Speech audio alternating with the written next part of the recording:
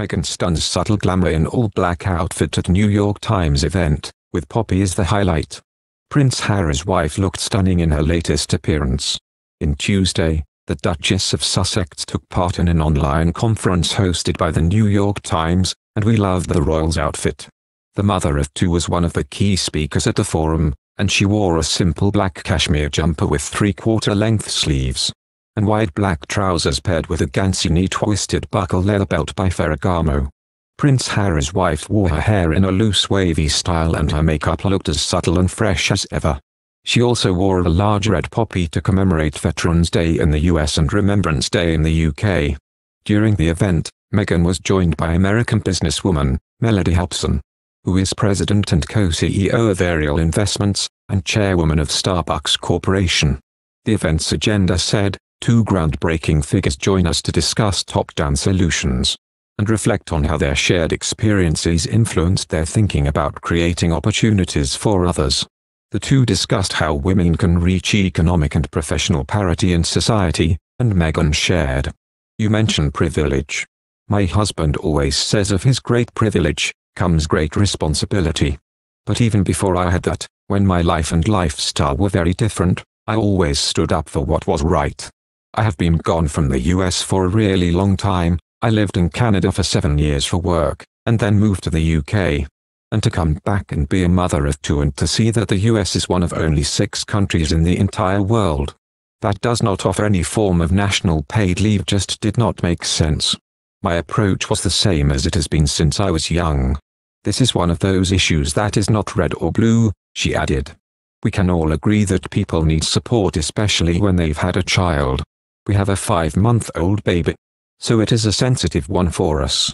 We had the luxury of having had the time, not just for moms but also for fathers as well." We last saw Meghan earlier this month, when she appeared in a new video for an initiative that aims to help parents raise enthusiastic readers. The Duchess teamed up with Brightly as part of their online story time, where she proudly read her debut children's book, The Bench. The best-selling novel tells the story of the special relationship between father and son, as seen through a mother's eyes. Looking as beautiful as ever and showcasing her impeccable, classic California gal style. She rocked one of her signature pale blue shirts, jeans and delicate gold jewelry. Meghan said of her book, "This is illustrated by Christian Robinson and I asked him to do something special for me and used watercolors. Which isn't the normal medium he works in, but he did it to make this extra special. I hope you love the pictures as much as you love the words." Speaking from a garden setting, the Duchess added, "I wrote this as a poem for my husband and our son Archie, and then turned it into a book so you can enjoy it too. I always stood up for what was right," said the Duchess of Sussex at the New York Times Dear Book Online Summit. Meghan said that after living in Canada and the UK for many years, she came back to the US. To come back and now be a mother of two and to see that the US is one of only 6 countries in the entire world that doesn't offer any form of national paid leave just didn't make sense, she said. "Even before I had any sort of privilege in my life, when my life and my lifestyle were very, very different, I always stood up for what was right," she said. Meghan also revealed that when she was young she sold homemade scrunchies. "I remember the feeling of knowing that I had done something, I had invested in myself and done this labor and been compensated for it," she said. "There's a sense of pride that comes from that."